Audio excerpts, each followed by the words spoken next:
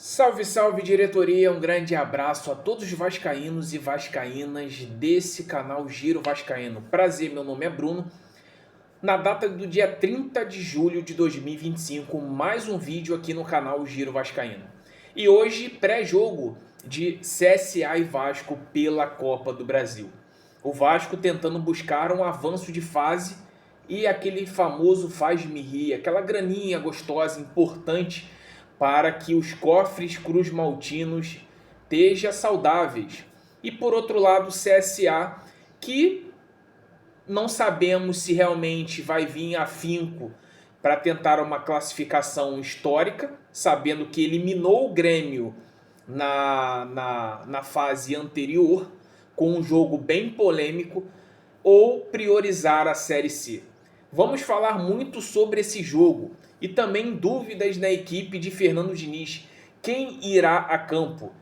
Realmente João Vitor voltará no lugar do Maurício Lemos ou Maurício Lemos estará de novo entre os titulares, como aconteceu contra o Internacional? E Léo Jardim, o que vai acontecer? Ele vai ficar de fora? A gente deu a pista ontem para o Vasco na nossa live de 5 horas sobre isso. Então, acorda, diretoria, que se vocês tomarem uma decisão, pode ser que vocês estão dando razão para a própria arbitragem. Enfim, antes da gente falar de tudo isso, gostaria de agradecer imensamente a todos que assistiram o nosso vídeo de ontem, que vem assistindo os nossos vídeos, que vem deixando as suas opiniões, os seus comentários, é muito importante. Deixa aquele joinha, o like é importantíssimo sim, faz com que o algoritmo do YouTube recomende essa live, ou vídeo, ou canal para mais e mais vascaínos, para saberem a nossa opinião, a nossa verdade acima de tudo, porque aqui a gente não tá para enganar ninguém, porque eu sou um mero torcedor, como você tá vendo aí do outro lado da telinha. Deixe o seu comentário, a sua opinião, compartilhe, se inscreva no canal também, que é importante, e ative o sino de notificações.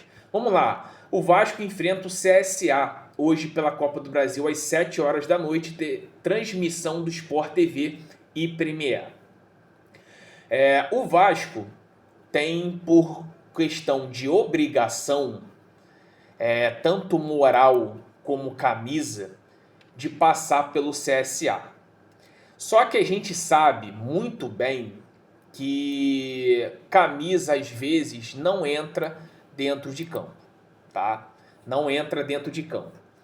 E pelo momento atual do Vasco, principalmente dos últimos jogos, que o Vasco vem não entregando muito bem esportivamente, parece que esse jogo ficou muito equilibrado. E eu vou explicar alguns detalhes sobre esse jogo. Por exemplo, o CSA ele está disputando a Série C do Campeonato Brasileiro. O Campeonato Brasileiro da Série C ele é um pouco diferente do que da Série B e Série A, que é pontos corridos.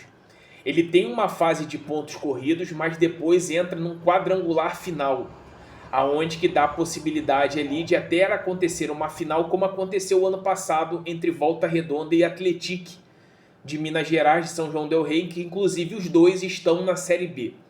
O CSA está em 9º colocado, com, se não me engano, acho que 17 pontos. O Floresta, que está em 8º, tem 20.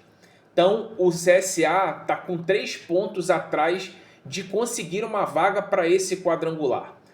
A imprensa de Maceió, influenciadores, páginas, até próprios canais que fazem cobertura do CSA, eu estava dando uma olhada desde segunda-feira, alguns deles estão sendo meio que divididos entre uns da prioridade para o Campeonato Brasileiro, porque é uma expectativa talvez do próprio clube ingressar para a Série B, porque aí a questão de receita melhora, visibilidade melhora, até mesmo para você atrair sócio-torcedor, você atrair bilheteria, é importante uma competição diferente, até porque o CRB, o seu grande rival da capital, disputa a Série B.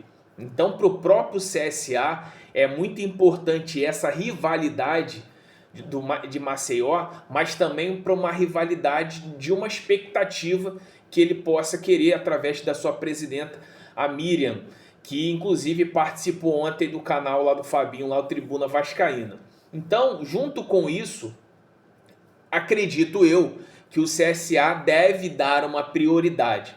Mas ao mesmo tempo de dar uma prioridade para a Série C, eles não vão descartar a Copa do Brasil, até porque a Copa do Brasil vale grana e a gente sabe muito bem para esses clubes que estão numa divisão um pouco inferior, às vezes uma passagem de fase dessa da Copa do Brasil é talvez um alívio na folha salarial, talvez para o ano inteiro, porque com certeza a folha salarial do CSA deve ser bem abaixo do que a do Vasco. Enfim, o CSA, no último confronto na Série C, perdeu para o Londrina por 3-1 fora de casa. Inclusive foi um jogo bem polêmico, que teve expulsão e tudo mais. Então o Vasco ele vai ter que se preparar psicologicamente, mentalmente e melhorar tecnicamente. E aí a gente vai entrar principalmente na questão do jogo do Vasco, tá? Mas antes disso, uma provável escalação do próprio CSA, que a transmissão será narrada pelo Dandan, com os comentários de Ramon Mota, ex-lateral do Vasco, e a Renata Mendonça. A provável escalação do CSA, que tem um técnico que vai estrear nessa partida, o Márcio Fernandes, que foi apresentado na última segunda-feira e teve quase tempo nenhum para trabalhar com o time. Então é um treinador que está chegando agora, isso pode ser um fator principal aí para o Vasco. O time provável do próprio CSA é o Gabriel Félix, aquele mesmo que teve passagem na base do Vasco, Felipe Albuquerque, Islan, Betão e Enzo, Gustavo Nicola, Camacho, aquele mesmo que já passou por Corinthians, Botafogo, entre outros clubes, Luciano Naninho, que também já teve passagens pelo Volta Redonda, e Brian, Guilherme Cachoeira e Thiago Marques. O Thiago Marques é o centroavante artilheiro dessa equipe do CSA. Essa é a provável escalação do CSA. De comparativo para o Vasco agora, com o Fernando Diniz, o Vasco tem algumas dúvidas. Por exemplo, o Léo Jardim. Se o Vasco, depois daquela situação que aconteceu domingo, o Vasco fez um exame e alegou que ele tem um trauma, um impacto na coluna, ou na costela, ou em qualquer parte das costas, será mesmo que você vai dar margem para a CBF, você vai dar margem para os críticos que realmente estavam colocando que a expulsão foi muito mais além da conta e você colocar o Léo Jardim sabendo que ele não vai jogar contra o Mirassol e você vai ter que colocar talvez um goleiro frio, sem ritmo de jogo, para um jogo importante onde que o Vasco deu muita sorte que o Grêmio venceu ontem no jogo adiado da 12ª rodada, porque se o Fortaleza vencesse o jogo, o Vasco estaria na zona do rebaixamento. É isso mesmo que o Vasco vai fazer? É preferível colocar o Fusato para dar ritmo de jogo e principalmente para não dar margem para a imprensa, para a mídia dizer que o Léo Jardim estava fazendo cera e que realmente ele estava sentindo lesão. Acordem, diretoria. Paulo Henrique na lateral direita, e aí vem a dúvida. Será que vai ser a volta do João Vitor, o nosso zagueiro iFood que entrega a qualquer momento, ou o nosso Van Dijk da Shopee, o Maurício Lemos, que até que jogou razoavelmente bem contra o Internacional? Lucas Freitas e Lucas Piton, Hugo Moura, Tietê e David, ou Coutinho. Eu não colocaria nenhuma das duas possibilidades. Eu pouparia o DVD, principalmente por ter essa sequência de jogos depois de uma lesão muito grave o ano passado. Ele ficou quase um ano parado e agora ele está jogando sequentemente, não tendo descanso. Esse jogo eu colocaria ele no segundo tempo, pensando que contra o sábado, contra o Mirassol, o DVD vai ser mais importante do que o jogo de hoje. Eu talvez reforçaria aí o meio de campo aí, talvez colocando mais um volante, ou até o Estrela, propriamente poderia colocar o Jair. Outras possibilidades, colocando o Puma talvez ali numa função ali de ponta pelo lado direito para ter profundidade. Você tem um cartel para você fazer isso. E sabendo que também o Paulo Henrique não vai jogar contra o Mirassol. Então o Puma também tem que outro jogador que tem que ganhar ritmo de jogo. E aí o trio de ataque, Nuno, Ryan e Verratti. O Verratti mais uma vez. Eu colocaria ele no banco de reservas. Não é de hoje que eu venho reclamando que nós temos um centroavante que perde um caminhão de gols. E isso está sendo fatal para que o Vasco não consiga vencer as partidas. Então, o Vasco também tem que começar a priorizar coletivo e não priorizar individual, priorizar só por causa que ele tem a braçadeira do capitão. Até porque, se fosse por questão de merecimento, por mais que ele não tenha um substituto para ser reserva, meu filho, nem que você coloque ali o DVD como falso 9, ou você não coloque um centroavante fixo, ou você faz um ataque mais móvel, eu acho que até você confundiria o adversário em relação a isso. Você não ter um centroavante. Você ter 3 atacantes móveis poderia surtir mais efeito.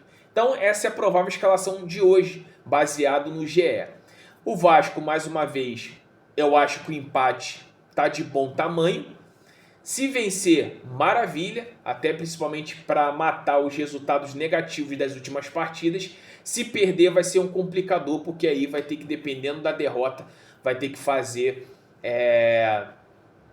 saldo em casa. E a gente sabe muito bem como é que funciona São Januário quando existe pressão. Então, meu palpite é de 1-0 Vasco, tá bom demais para que consiga pelo menos um resultado importante fora de casa. Você que está assistindo esse vídeo, deixe aí seu comentário de a seu placar e a sua opinião do jogo.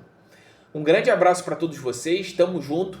A partir das 6 horas da noite estaremos aqui ao vivo no nosso canal Giro Vascaíno para o React CSA e Vasco, e ao mesmo tempo pré-jogo para a gente estar comentando aí sobre esse jogo aí. Então conto com a presença de todos vocês. Quem quiser assistir aqui nosso ao vivo aqui, cola aqui com a gente. Um grande abraço, saudações vascaínas, tamo junto, compartilhe muito esse vídeo para mais e mais vascaínos.